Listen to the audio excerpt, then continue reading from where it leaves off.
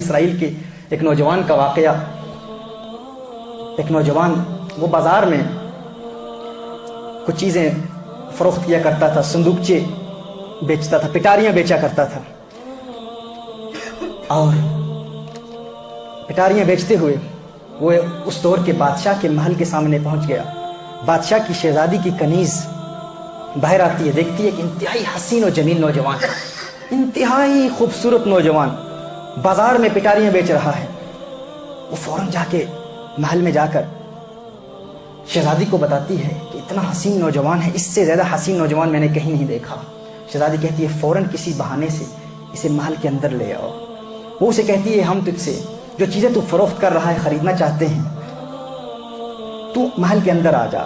وہ نوجوان انتہائی حسین و جمیل نوجوان محل کے اندر آ جاتا ہے۔ جو ہی وہ محل کے اندر آتا ہے تو وہ کنیز اندر سے دروازہ بند کر دیتی ہے۔ فوراً شہزادی آ جاتی ہے۔ وہ کہتا ہے جو آپ نے خریدنا ہے آپ فوراً خرید لیں، میں یہ فروخت کرنے کے لیے آیا ہوں۔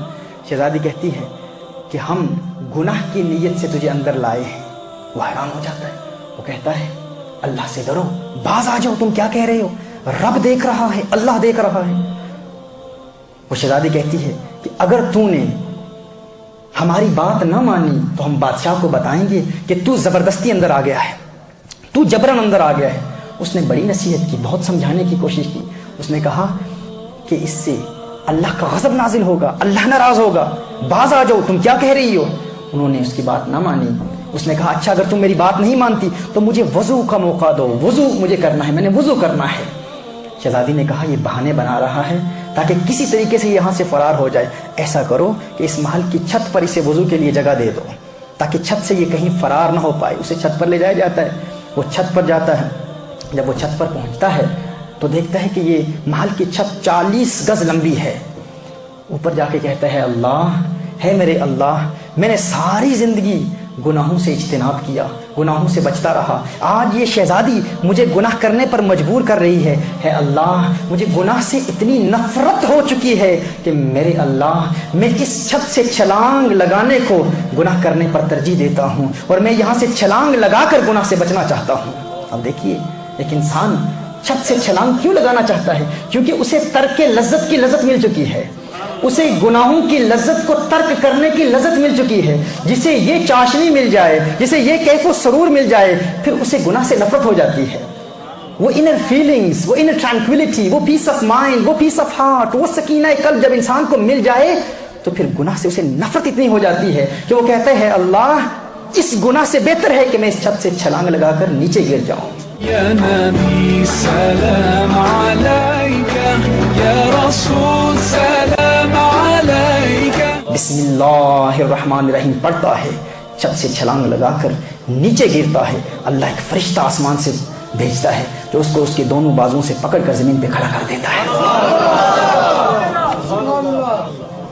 اس وقت وہ اللہ کی بارگاہ میں عرض کرتا ہے میرے اللہ، ہے میرے اللہ، ہے میرے مالک، یہ تجارت کی وجہ سے اللہ نے حسن دیا تھا نا، اسے حسین و جمیل تھا، اس تجارت کی وجہ سے میں اتنے بڑے امتحان میں آ گیا۔ ہے اللہ بغیر تجارت کے بھی تو مجھے دولت دے سکتا ہے، مال دے سکتا ہے۔ ہے اللہ کیا ایسا ممکن نہیں کہ بغیر تجارت کے ہی تو میرا کام کر دے؟ اسی وقت آسمان سے غیب سے ایک سونے کی تھیلی آتی ہے، سونے کی تھیلی۔ وہ دیکھتا ہے اس کو، وہ عرض کرتا ہے اللہ، ہے میرے اللہ، کیا یہ میری دنیا کی روزی ہے؟ اگر یہ میری دنیا کی روزی ہے تو اس میں برکت ڈال دے، لیکن یہ جو آسمان سے تو نے مجھے سونا عطا کیا ہے میرے اللہ، اگر یہ سونا، یہ نعمت جو تو نے مجھے دی ہے، اگر مجھے آخرت کی کسی نعمت سے محروم کر رہی ہے تو یہ مجھے نہیں چاہیے، یہ مجھے نہیں چاہیے۔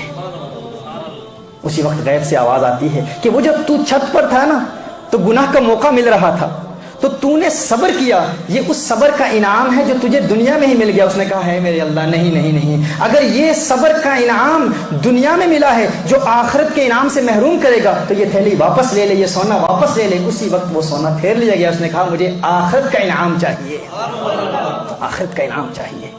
یعنی نعمت ملی بھی لیکن کہا کہ میں دنیا کی نعمت حاصل کر کے آخرت کی نعمت قربان نہیں کرنا چاہتا۔ یہ ہے لذت، اور گناہ کا موقع ملے اور انسان پھر بھی توبہ کر لے اور انسان گناہ سے بچ جائے، پھر وہ شخص جب عبادت کرتا ہے تو اس کی عبادت کا عالم جدا ہوتا ہے۔ اس طرح